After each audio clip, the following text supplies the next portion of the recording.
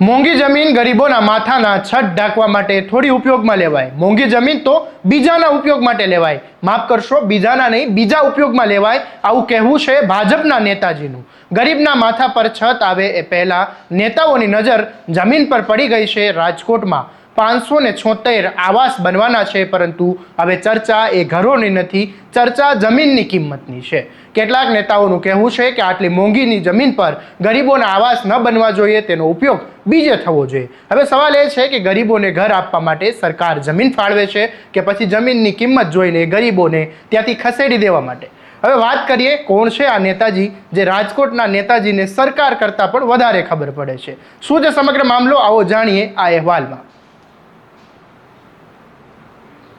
નમસ્કાર, હું છું આસિફ કાદરી અને સ્વમાન સાથે તમારું સ્વાગત છે. રાજકોટના કટારિયા ચોકડી વિસ્તારમાં રાજકોટ મહાનગરપાલિકા દ્વારા 576 આવાસ યોજના અમલમાં મૂકવાની પ્રક્રિયા ચાલી રહી છે. આ યોજના હેઠળ અનેક ગરીબોને, મધ્યમ વર્ગ પરિવારોને પોતાનું ઘર મળી શકે તેમ છે, પણ હજુ ટેન્ડર પ્રક્રિયા પૂર્ણ થઈ નથી અને પહેલા મકાનોના પાયા પણ નથી ખોદાયા. ત્યાં હવે આ યોજનામાં રાજકીય ચર્ચાના કેન્દ્રમાં આવી ગઈ છે, કારણ કે ભાજપના મહામંત્રી વલ્લભ દુધત્રા અને કોર્પોરેટર દિલીપ લુણાગરિયાએ સ્ટેન્ડિંગ કમિટીના ચેરમેન પરેશ પીપળિયાને રજૂઆત કરી છે કે આવાસમાં ફાળવાયેલા પ્લેટનો જે હેતુ છે તેને ફેર કરવાની માંગ કરી છે. અને રજૂઆતમાં કહેવામાં આવ્યું છે કે આ રોડ ટચની જમીન છે અને કિંમત એની કરોડોમાં છે અને આ જમીનનો અન્ય ઉપયોગ કરવામાં આવે, કોર્પોરેશનને વધુ આવક થઈ શકે, જ્યારે આવાસ યોજનાને અન્ય જગ્યાએ ખસેડી શકાય.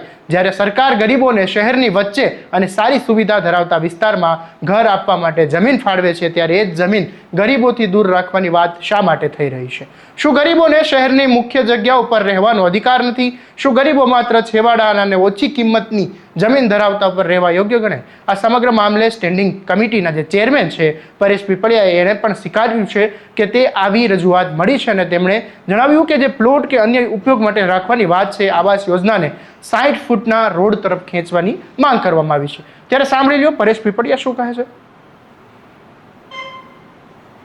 વિગત બસ એટલી જ હતી કે અમારા પાર્ટીના આગેવાનો જે 150 ફૂટ રિંગ રોડ પર આવાસ યોજના બનવા જઈ રહી છે, તેમને એવી મને રજૂઆત કરી કે આ Awas Yojana 150 foot ring road જ છે કે જેને પાછળ 60ના રોડ ઉપર એક વેચાણ હેતુનો પ્લોટ છે, ત્યાં શિફ્ટ કરી અને વેચાણ હેતુનો પ્લોટ 150 ફૂટ રિંગ રોડ ઉપર લઈ લે તો ભવિષ્યમાં કોર્પોરેશનને પ્લોટ સેલ કરવો હોય તો એમની કિંમત વધારે આવે અને કોર્પોરેશનને સીધો ફાયદો થાય.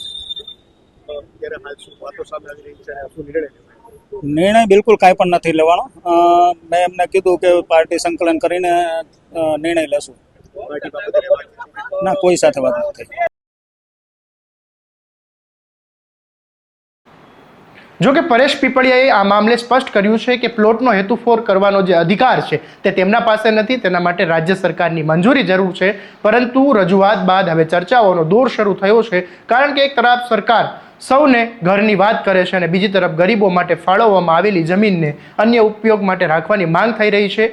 576 આવાસો એટલે માત્ર ઈંટ અને સિમેન્ટના મકાનો નહીં, પરંતુ 576 પરિવારના સપનાઓ છે. એવા પરિવારના સપનાઓ કે જેઓ વર્ષોથી ભાડાના મકાનમાં રહે છે, પોતાના ઘરની રાહ જોઈ રહ્યા છે. હવે જોવાનું રહેશે કે સરકાર અને કોર્પોરેશનના મામલે શું નિર્ણય લે છે. 576 પરિવારોના સપનાઓને પ્રાથમિકતા મળશે કે પછી મોંઘી જમીનનું ગણિત ગરીબોના ઘરના સપના પર ભાડે પડશે?